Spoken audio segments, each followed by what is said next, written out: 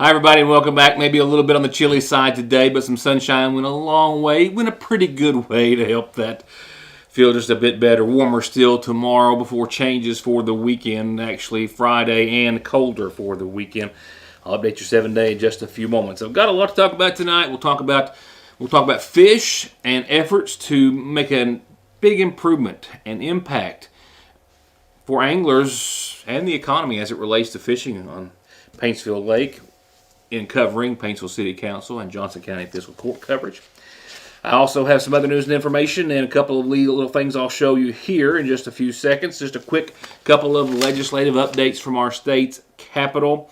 Kentucky lawmakers passed a bill. It will now go to the governor's desk for his consideration, which is still yet to be determined, if you will, about gray machines. Gray machines are those entertainment or gambling machines, depending on how you wish to look at them.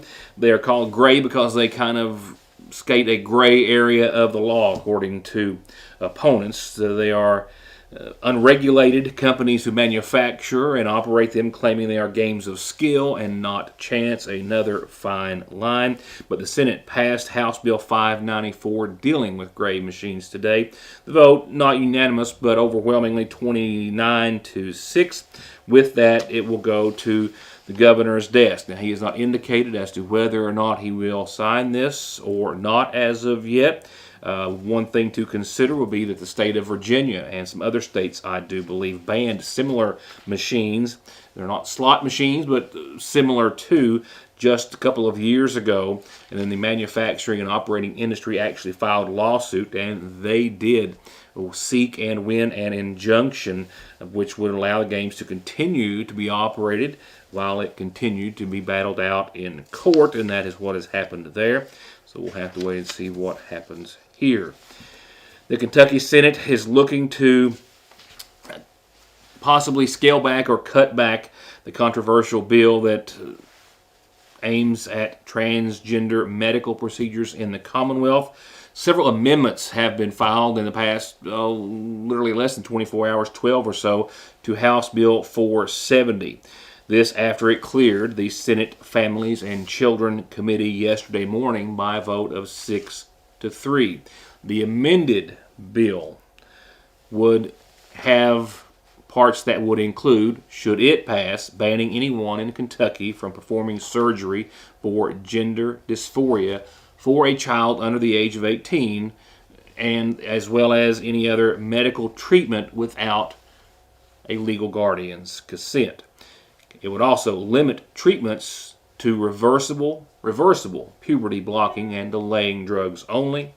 And it would at the same time keep existing language on what our students can be taught in the public school system in the Commonwealth, banning schools from offering any curriculum on human sexuality and sexually transmitted diseases to students who are under a 6th grade level, as well as having at any grade level any instructional presentation that has a goal or purpose of students studying or exploring gender identity, gender expression, or sexual orientation. That, of course, being limited. There are 2 days, I guess, left now. Bills have to be passed by just before midnight tomorrow night in order for the Republican supermajorities, if you will, to override any potential veto from Governor Beshear when lawmakers go back into session on the 29th. So the clock is indeed ticking for all that has yet to pass or to not. Blunt, can't stand a thief. Hate a thief. And I've got one, and other Sagersville residents have one too. This is the back of the Independent and Your News Today and graphics office here in the alley where I'd left some equipment that night, and where this person is seen taking it for himself. It was a Porter cable palm sander, cordless, and some other items that he took and then rode off on. This would have been Wednesday night of last week, And this video is just a quick clip that I have, and I think I'm going to have some more his head and face covered in this pic, but we're hopeful that we might have some other in which he is not. It was actually just a couple of weeks ago that another Sayersville downtown business contacted me about some items that they had stolen right beside their vehicle in broad daylight, like 3 o'clock in the afternoon. So I'm looking back at that in hopes that it's believed to be the same person, and in hopes that we can identify them. Sayersville City Police Officer Neil Adams, I know, has identified this man who we believe it to be, who is so far denying it, saying that it was his bicycle, but that he often loans it or it is borrowed by other individuals. So this is not the first occasion, and I've actually made a little list of things that I've had taken from this area here as of late. So there you have it. See them, beware. See them, know who it is. Be sure to pass it along to myself or Sayersville City Police. We would love to see them arrested and charged for theft. And from what I can gather, numerous thefts in the Sayersville area which have been ongoing for some time, all under investigation by the Sayersville Police Department. So any information that you have, well, will be greatly appreciated. And I'll be sure to keep you up to date. Estimated value for my merchandise, well over $100. And in the 2 hours that I spent looking for it today, just before I realized that it had been stolen, just went to add some insult to injury. Before I get to our other headlines, just before I sat down, I was prepared to make a statement that I do sometimes when I have either and or both, the laser engraver running in the back and the wide format printer running in off to the side. Both were just a few moments ago. And both quit just as I sat down, which is better timing than usual. I was just going to use that opportunity to show you a couple of the latest things that we're working on here at Independent Signs and Graphics. We've been custom engraving whiskey barrel heads for quite some time. This is a takeoff from that. This is a whiskey barrel stave with a 3D effect applied to it. Very lovely, very different, and we're going to start to offer these here very, very soon, just as soon as I can replenish my stock, and also some other neat Kentucky whiskey barrel-related items as well. And also, we keep plaques in-house, a wooden variety, 8.5 by 11, similar to that size, and we're also now keeping a stock in of beautiful, beautiful, and attractive acrylic plaques like these most recently that we have done. A number of shapes and sizes, some with colored tints to them, but very elegant looking, which can be engraved with anything that you so choose. So if you have something or someone you are recognizing anytime soon for a special event or accomplishment, feel free to give us a call and let us price one for you. So be sure and give us a call, and of course for any of your sign, graphic related needs, whether it's car magnets, car graphics, wraps, banners, if you can think it, we can make it. Pretty much for anything. And we've got some new neat things that I've been working on here as of late as well that I'll be showing off to you very soon. I've got local headlines in just a minute. At Golden Law Office, our attorneys previously represented the nation's largest insurance and trucking companies, handling cases involving serious personal injury and death. We know their strategies, how they will defend the case, and what factors drive large settlements. The attorneys at Golden Law Office can use this inside knowledge to ensure your case is handled effectively and aggressively. Hiring Golden Law Office provides you with a strategic advantage. Call Golden Law Office today. Trade it and upgrade it now at Appalachian Wireless and receive up to $700 off when you trade your old eligible device in and upgrade to a new iPhone 14 Pro Max or Samsung S23 Ultra on a qualifying Appalachian Advantage plan. What better way to start the year off right than with upgrading to a new 5G compatible device on the region's best network while saving up to $700 off on the hottest smartphones. Appalachian Wireless giving you another reason to come join the Big Blue Network. Why? Because we are you. We are Appalachian Wireless. AppalachianWireless.com for full terms and conditions. There's no missing that this is the new McFarland and Tinker Law Office location on the Mountain Parkway in the former Farm Bureau building in Sayersville, just like there's no denying that their nearly 60 years of legal experience has won their clients millions and millions of dollars in disability, auto accident, and wrongful death cases. It's where your case matters to you and to us. McFarland and Tinker, also Griffey approved. We'll start with coverage of the Paintsville City Council meeting for this month, which happened night before last.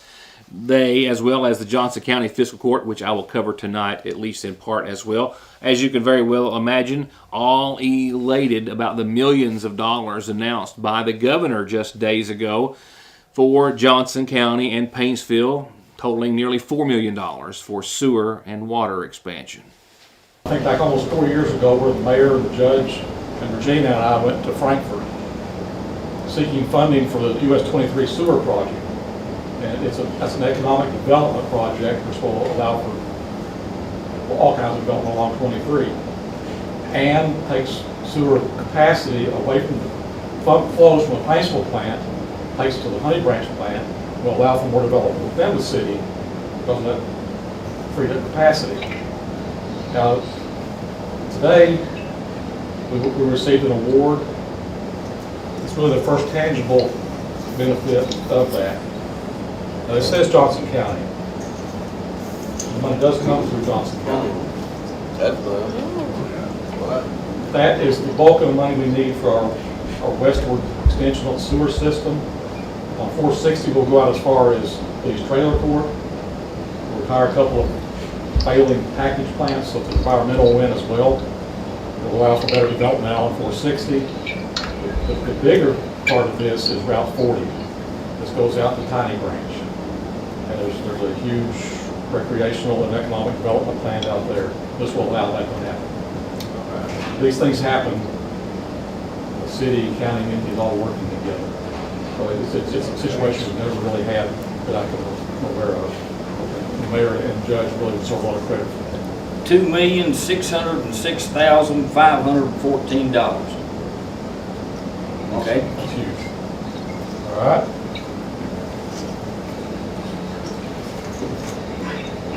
This one, a little less than 300,000 of this is to extend water lines into some of the hollows. Not the kind that don't have water yet, and they need it. It's good water is getting hard to find with all the mining activity. The bigger part of this is to extend the sewer system on Miller's Creek in Van Lair. Get a lot of that, we'll retire a lot of those straight pipes up there. Clean up Miller's Creek, flowing into the Big Sandy River, and replacement. Once again, it's a spirit of cooperation, so this will happen. It's $1,377,689. Pretty good day. Very good day.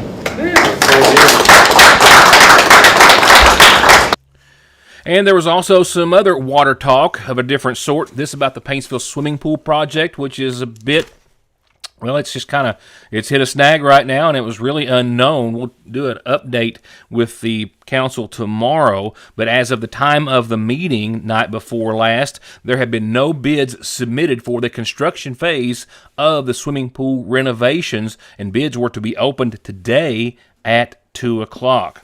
The mayor and members of the city council expressing their frustration. The mayor saying that they would have to just, quote, take a real hard look at the project from here going forward. The bids, again, were to be opened today at 2 o'clock for the construction phase. The design is done. Council members saying that they may have to consider making other arrangements or taking another direction in regards to the Kentucky League of Cities, who has about $1.5 million in funding that has been secured for the project. I'll have an update for you as soon as I can gather some more information. I'll have Johnson County Fiscal Court coverage right after a quick break. The reassurance of getting your medications and over-the-counter needs at Sagersville's oldest and most trusted pharmacy, the convenience of curbside pickup and call-ahead service, and the fact that you can walk in, order to go, or sit down and get gourmet quality hot fudge brownies, nachos, shakes, coffees, hot dogs with homemade sauce, desserts, and more makes it more than your hometown Good Neighbor Pharmacy. It's a destination in downtown Sagersville, Frazier's Prater Drugstore. It doesn't get any sweeter than that. Someone dies in the U.S. every 7 minutes from an overdose, and over half of the population gets or takes pills from a friend or relative. And about 46 million and counting are exposed to narcotics in their drinking water. So don't toss them, flush them, or leave them lying around. Safely dispose of your unneeded meds anytime at Parkway Pharmacy, Where you can always talk to a pharmacist when you need one. Some important dates announced prior to the other business that took place during the special session, as it was of the Johnson County Fiscal Court meeting. They actually held it the following day compared to their regular time and date. They, however, did announce that the Johnson County Waste Tire Collection Program, which comes around every 3 years, has been set for April the 13th, 14th, and 15th, and you can take tires to the Hager Hill Industrial Site.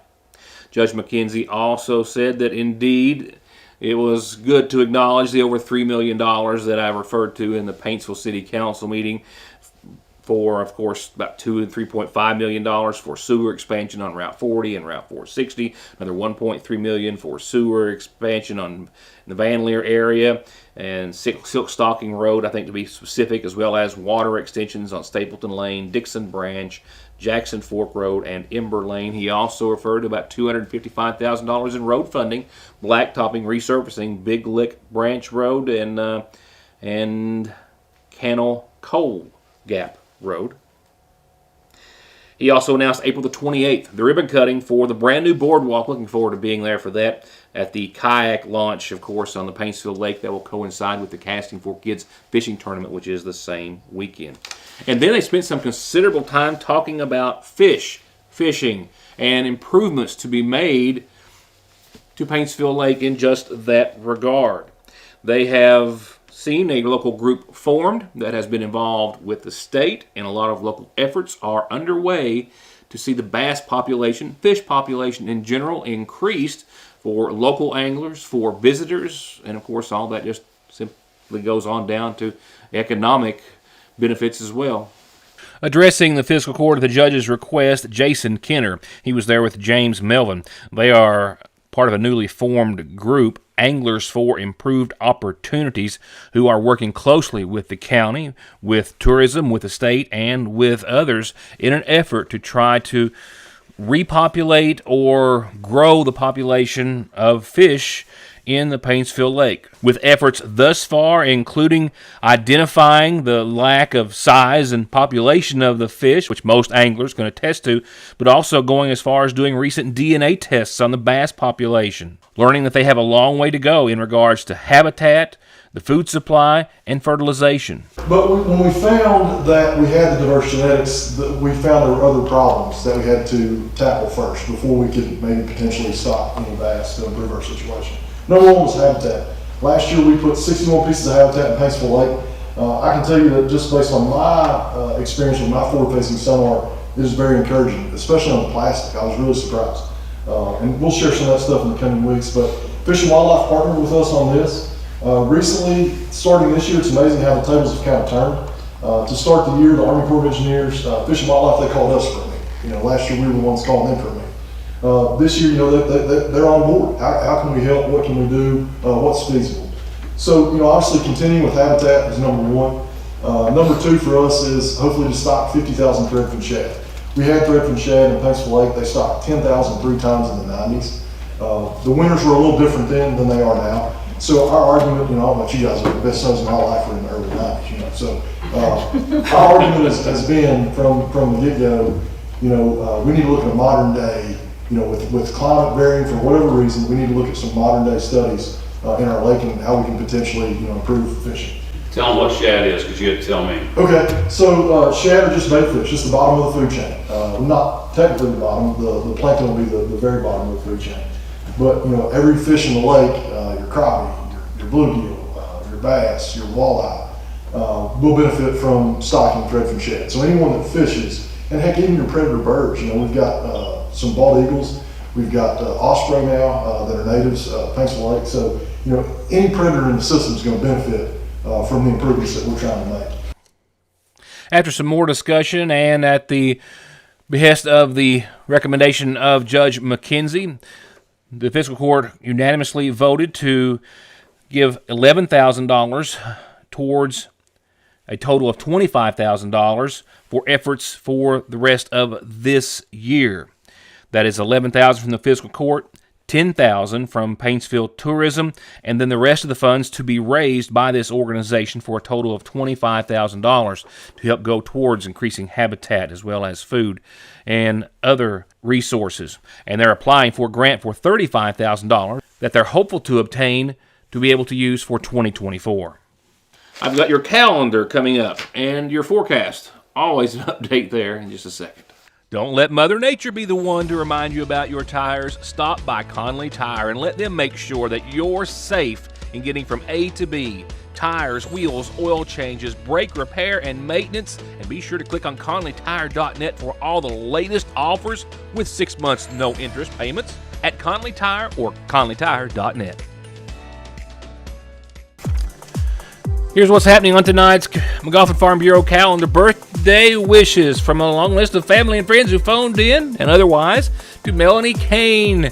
That's Melanie Kane, of course, of the McGoffin County Public Library. Happy birthday to you. Happy birthday, Melanie. A quick reminder, the McGoffin County Spring Cleanup Campaign starts March the 27th, which is not too far away.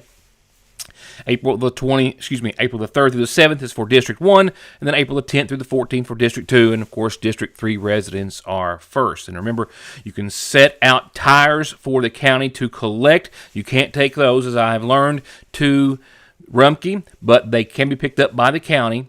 You can take other items any of those weeks to the transfer station, and they can be dropped off if you have a current and paid garbage bill. If you have calendar announcements you want included on the program, be sure and pass them along. I will tell indeed everyone about them, and this is exactly how you do that. And remember, you can have announcements like birthdays, birth announcements, anniversaries, and wedding announcements published and printed for free in the Independent to keep forever by simply sending those at no cost to Heather at SagersvilleIndependent.com. From there, nightly funeral service announcements brought to you by the McGoffin County Funeral Home. A reminder of services to be held tomorrow morning at 11 from the McGoffin County Funeral Home for 93-year-old George Harrison Puckett, who passed away Monday, survived by his wife Nellie, sons Arvin and Tom Puckett, daughter Linda Hollins, stepdaughter Melissa Lynn Williams, 5 brothers and 4 sisters. Again, services tomorrow at 11. And services are still being made at this hour and to be announced soon for 77-year-old Phyllis Brandenburg of Sagersville. She passed away today at her home, the wife of Lloyd Brandenburg. Those announcements to be announced through the care of the McGoffin County Funeral Home.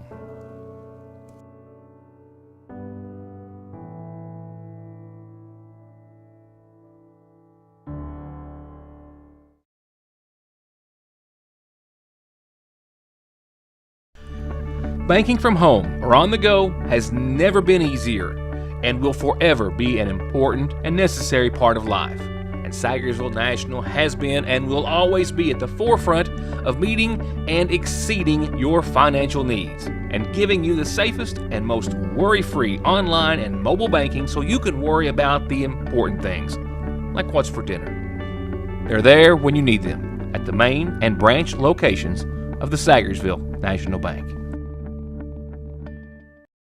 Spring is always the most colorful season of the year at the seasonal shop. Come see for yourself. Gorgeous new clothes for everyone. Bright, flowy tops and dresses. Something perfect for Easter. Fun flare leg jeans and new styles and arrivals every day. New sweatshirts and shorts and tees by Royce, Ridge and Holler, and others. And little sleepies are here, all in an incredibly comfy, cute, and durable bamboo viscose material. All this and so much more that you just have to see this spring at the seasonal shop. McGoffin Farm Bureau and manager Doug Green are proud to welcome Agent Jeff Salyer to the agency. Jeff's lifelong knowledge of the community and our people make him an immediate asset for all of your auto, home, life, commercial, and retirement investments. They're waiting for your call or visit at McGoffin Farm Bureau. There where every day starts, it's made and it ends. From hitting the floor to hitting the road and back, your feet carry the day's duties. And if you're hurting from what might be a work or sports or stress-related fracture you don't even know about, diabetic, or that all too often heel pain that just won't go away, or any type of pain or discomfort or in need of wound care, come to where they care. Put your best foot forward and come visit our podiatry team. We care about our patients and their feet. That's Dr. Cheney and her team at Hope Family Podiatry Center next to Hope Family Pediatrics on the Mountain Parkway.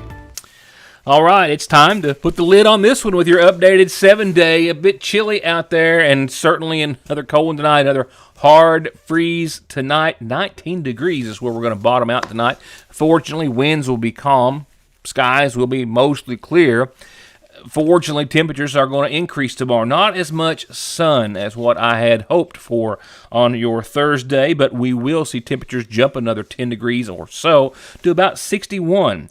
Now, clouds are kind of going to be on the increase. Might see a little sun early, but then clouds will just increase as well as winds, which will start out 5 to 7, but making their way anywhere to 18 to 20 miles per hour. Those winds are out and ahead of our next round of showers, which will not happen tomorrow. Tomorrow will be a dry day, start to finish, during the overnight, mainly after 3, 4 in the a.m.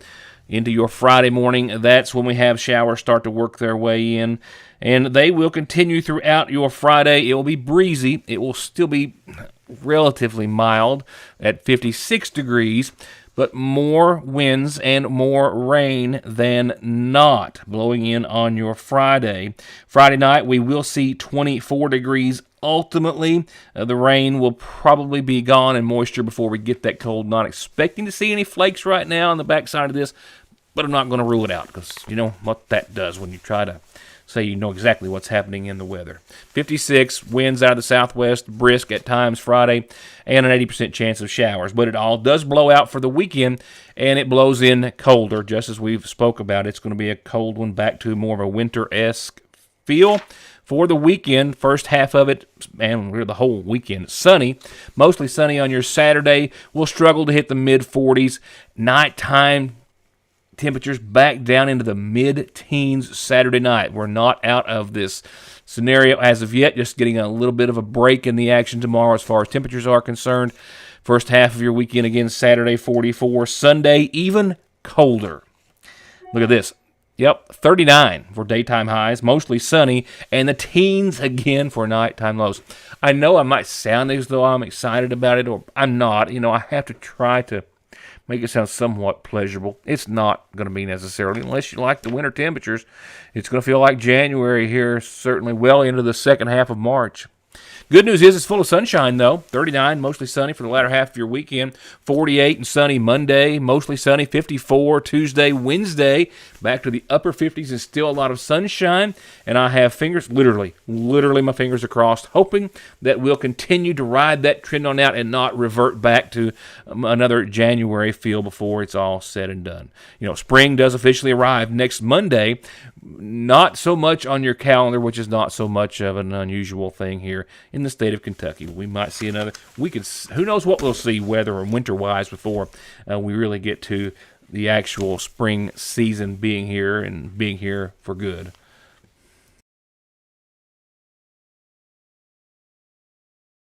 And that'll wrap it up for this evening. I hope you have tomorrow's Independent in your hands before I see you back here next time. A lot of great reading, a lot of big sports stories, more on, of course, Kennedy Stacy and the Lady Pioneers from Trancey, local sports as well. Baseball is, starting, and a lot to talk about there, and a lot of important news and information. A Throwback Thursday page is another winner, and always a lot of must-sees and reads. Hope you'll see it, and I hope to see you back here tomorrow night. Thanks for watching.